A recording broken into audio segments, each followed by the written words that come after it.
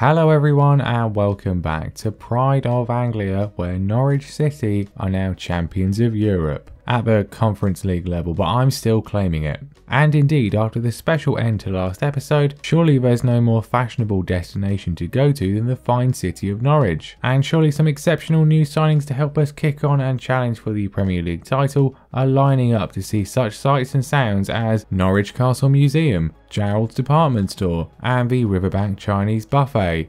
Oh wait, they shut that down. Well, onwards and upwards. Now we begin with some truly momentous news. We won Manager of the Month for May. We did of course end last time by winning Manager of the Year as well, but this is our first monthly award since November 2025. And it's not just us on the up, as the club are promoted to 76th in the European rankings, which might seem good, but we're behind TNS, so really not. Oh, and with England we reached the Nations League final before losing to France, who are just much better than us. But anyway, transfer time. It often pays to be frugal, so I opt against spending 17 million to make Wisdom Amy's move permanent, as he'll likely just start complaining about a month in that he isn't playing. So instead I signed Brian Dawes on loan from Liverpool for this season. He's cheap, left-footed and has some nice heading. Yes, my coaches think he's League 2 level, but centre-back is the main position of overperformance in our tactic, so I think he'll be fine as fourth choice. Our main move is done early though. We need to improve in the box-to-box role, and I agree deals for Dylan Bill from Leeds and Gaetano Gianuso from Bayer Leverkusen. It really is a toss-up which one we get, but I feel the Italian's work rate, technique and finishing just make him better suited to the job, and he's cheaper. But still, a 40 million outlay makes him our new record signing. Jack Walton departs to Everton for £250,000 and we replace him with David Isaiah from Bristol City for £825,000. He's an academy graduate who we sold to Crystal Palace a few years ago. He's not amazing, but he has plenty of decent attributes and he's considerably younger than Walton. Of the released players, Duncan Elliott is the most notable name. Not cut out for us, but did well on loan at Northampton last year, so we wish him well. Domenico Tacconi had a pretty rubbish debut campaign, so he'll spend this one on loan at Sheffield United in the Championship to hopefully develop. And then Emmanuel Vignato joins Sassuolo following the expiration of his contract, while Sean Longstaff likewise joins Atlanta United. We definitely need another striker, so I hand Nance a cheque for 9.25 million for Bruno Clement. He's only 18, but his attributes are already fantastic, especially the 17 finishing, so I think he'll be a perfect backup for McCrory alongside Ida. And there's one other transfer, but it drags on for weeks and we end up in August.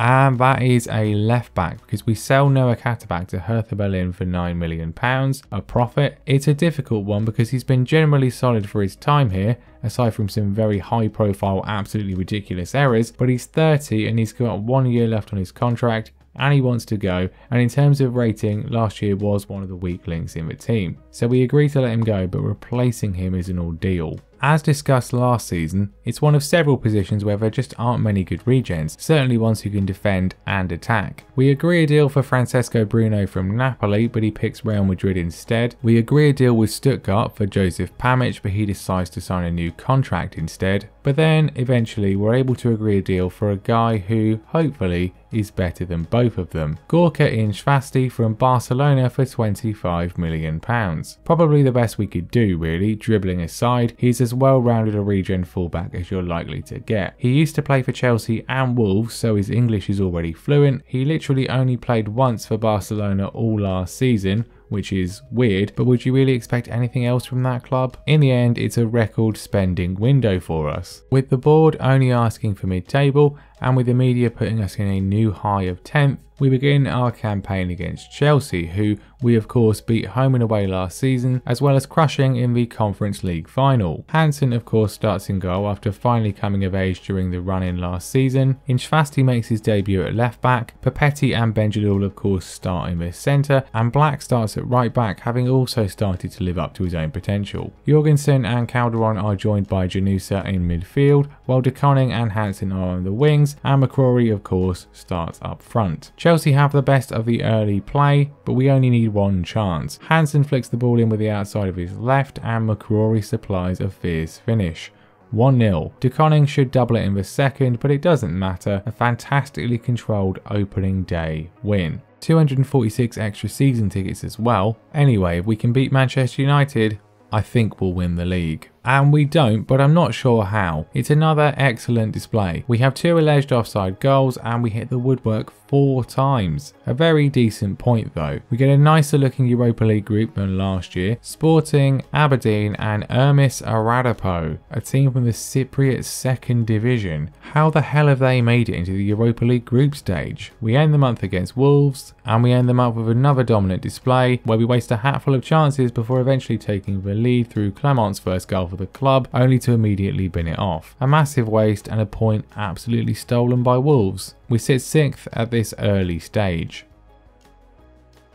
One thing is for sure, we are massively surpassing our relative wage bill levels. We have the 4th lowest in the division, but we can't keep a lead apparently, or score more than 1 goal. We get exactly the same outcome against Brentford as we did against Wolves. We do finally score more than 1 goal as we defeat the Cypriot team. It's only 2 though. Massive XG in basically every game, but not exactly clinical. Hopefully it's only a matter of time though. A home game against Villa should hopefully help. I mean, it should, but not when they take the lead, and certainly not when it's 2-0. But in the second half, we seem to remember what to do, and a slick move sees Hansen tee up McCrory to drag us back into it, and then the Dane unleashes a wonderful pass to McCrory who can't help but bring us level. And then just as we look to go on and win it, the guy who rejected us for Villa 2 years ago restores their lead. And then we lose. Why is it that whenever we start looking really good, we just do stupid stuff like this? I suppose it's my fault for recording it really. After the second 11 get unceremoniously dumped out of the Carabao Cup, we have the chance to get back on track against bottom of the league Stoke. And for the players' sake, thankfully we do. And clearly impressed as ever, the board offer me a new deal, which will last for 5 years. I'm not sure the series itself will last that long, but who knows.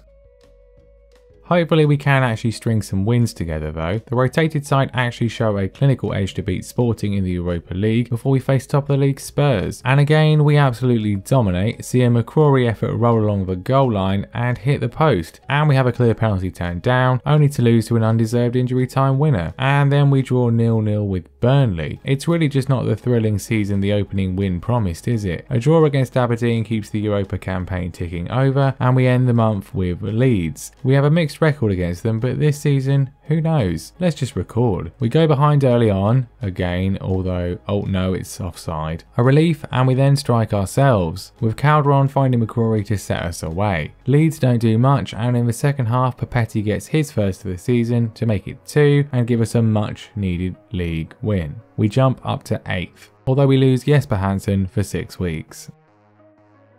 Ben Jalil wins Young Player of the Month. It's been a while. It's also been a while since we won 2 league games in a row, but we do against Leicester with a gritty performance. Clement off the bench to win it with another goal. A win against Aberdeen will set us up nicely for the Europa League knockouts, and we get one with another excellent display. Consistency, keep it coming please. Bournemouth are next, and Bournemouth are another 2-1 away Premier League win. Not especially convincing, but who cares? After breezing to Euro qualification with England, we face old enemies West Brom. They're having a terrible season and are down in the relegation zone. Let's help them back to the Championship. And it looks like we'll do just that as Ramsey, in for James Black, whips an excellent cross in for De Koning to put us in front. But then West Brom have their first attack of the game and apparently Inchvasti can't defend as he allows them past for João Pedro to equalise. Giannusa then proceeds to decide to just chip an empty net, and then Clement opts to aim the ball straight at the post as we look doomed for yet more dropped points. But just as my laptop was heading into the street, Calvin Ramsey picks the ball up deep in our half, runs down the touchline and plays it to Clement, whose finish this time is magnificent. 2-1, we beat West Brom again, and thank goodness for that. We slide up into the European spots with that. We're just 3 points off Champions League football here. Also, 12 games in, Stoke have 0 points. Victory against Sporting would more or less secure the group, and we do, 4-1. The second 11 are just much better this season. The group is one with a game to spare. This brings the added bonus of getting to skip straight to the second knockout round. And then we cap off the month by losing to Everton. We were doing so well. Benjalul wins a Young Player of the Month, again, and we immediately bounce back to winning ways with a 2-0 win over Brighton, which gives me some confidence for the rest of the month. So much so that I figure I'll record the Reading game, and sure enough we grab the lead with De Koning finding McCrory for a customary goal, but then, of course, Reading equalise with their first attack of the game. Why does this keep happening? As the pavement prepares once again to accept my laptop, we come forwards and like finds Calderon to thankfully slot home a winner. A relief.